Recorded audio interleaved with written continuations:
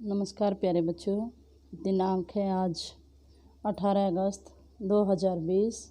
विषय संस्कृत, कक्षा 9वीं। उपविषय है जटायुसौर्यम का अभ्यास। प्रश्न नंबर 1 है अधोलिखितानां प्रश्नानां उत्तराणि संस्कृत भाषाया लिखत। नीचे लिखे गए प्रश्नों के उत्तर संस्कृत भाषा में लिखो। क जटायोः हे जटायुः पश्य देखो इति का वदति, ऐसा कौन बोलती है।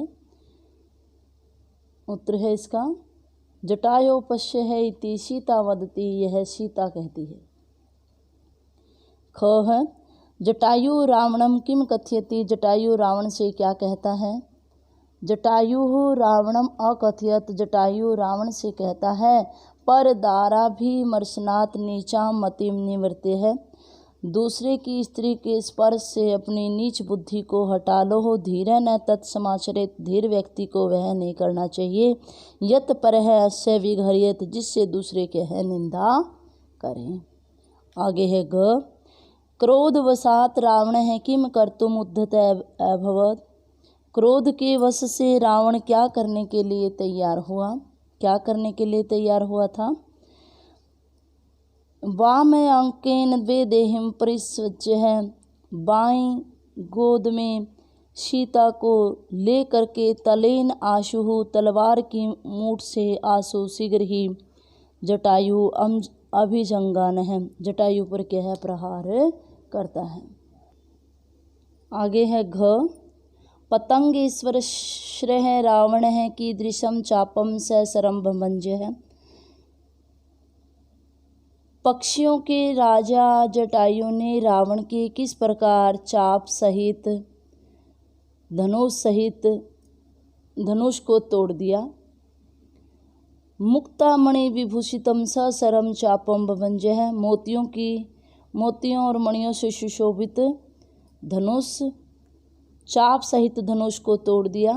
अंग हत अश्वो हत सारथी रावण कुत्र पतत, घोड़े मारा हुआ सारथी के मारे जाने के बाद रावण कहाँ पर गिरा था, कहाँ पर गिरा था, भूवि यानी भूमि पर, पृथ्वी पर। आगे है प्रश्न नंबर 2 उदाहरणम अनुसृत्य णिनि प्रत्यय प्रयोगम कृत्वा पदानि रचयत, उदाहरण का अनुसरण करके णिनि प्रत्यय का प्रयोग करके पदों को बनाओ। जैसे इसने गुण प्लस में णिनि दिया है गुणिन यानी गुणी, दान प्लस में णिनि तो दानिनी यानी दानी, क्वच प्लस में णिनि क्वची। आगे जैसे शरी शरीन, कुशलिन कुशली, धन प्लस में णिनि धनिन या धनी, दंड प्लस में णिनि दंडिन या दंडी। आगे है प्रश्न नंबर 3 रावणस्य जटायोश्च विशेषणानि, रावण और जटायु के विशेषण सम्मिलित रूपेण लिखितानि, सम्मिलित रूप से यानी संयुक्त रूप से लिखे गए हैं। तानि उनको पृथक पृथक कृत्वा लिखत, उनको अलग अलग करके लिखो। जैसे ये थे युवा शर ये रावण के लिए हैं, वृद्ध है बूढ़ा ये जटायु के लिए, हत अश्व महाबल है, पतंग अश्व है, सत्यम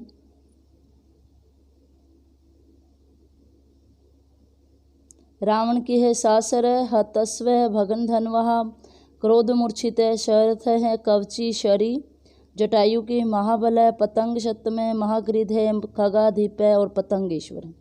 आगे है प्रश्न नंबर 4 संधि या संधि विच्छेदम व कुरुत, संधि या संधि विच्छेद करो।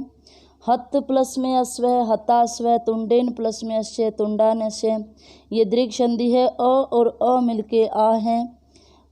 भभंजय प्लस में अस्य, भभंजय से आ हो गया। अंकेन प्लस में आदाया, अंकेन आदाया, खग प्लस में अधिप, खगाधिप। ये सारे के सारे जो एग्जाम्पल है वो दीर्घ संधि के हैं, अ प्लस में अ मिलके आ है। आगे है प्रश्न नंबर 5 स्तंभे लिखिता नाम पदा नाम प्राय ख स्तंभे लिखिता, क स्तंभ के लिखे गए पदों के प्रायवाची ख स्तंभ में लिखे गए हैं। तान यथा संयोज्य, उनको उनके सामने यानी जोड़ो। कवची वचधारी, आशु शीघ्रम जल्दी, वीरथ है रथ विहीन है, पपात है अपतत, भुवि पृथ्व्याम पतंग सप्तमः पक्षी श्रेष्ठ है। आगे है प्रश्न नंबर 6। अधोलिखितानां पदानां विलोम पदानि मंजूषाया दत्तेषु पदेषु चित्वा यथा समक्षम लिखत। नीचे लिखे गए पदों के विलोम पद मंजूषा से दिए गए पदों में चुन करके उनके सामने लिखो। या पेटी दी गई है, इसके अंदर इनके क्या है, विलोम शब्द है। जैसे विलपंती यानी रोती हुई का क्या आएगा, हसंती हंसती हुई। आर्य श्रेष्ठ अनार्य। राक्षसेंद्रेण देवेंद्रेण। पापकर्मणा पुण्यकर्मणः। क्षिप्रम मंदम, क्षिप्रम होता है शीघ्र ही, मंदम यानी धीरे। विघर्यत निंदा करना, प्रशंसित प्रशंसा करना। वृद्ध है बूढ़ा, युवा जवान। आदाय लेकर के, परदाय दे करके। वामेन बाएं में, दक्षिणेन दाएं में। अतिक्रम्य है आ करके, अनतिक्रम्य यानी न आ करके। आगे है प्रश्न नंबर 7। अधोलिखितानि विशेषण पदानि प्रयुज्य संस्कृत वाक्यानि रचत। नीचे लिखे गए विशेषण पदों को संस्कृत प्रयुक्त करके संस्कृत के वाक्य बनाओ। शुभाम, शुभाम होता है सुंदर। जटायु रावणम शुभाम गिरम व्यजहार। जटायु सुंदर वाणी में रावण से कहा।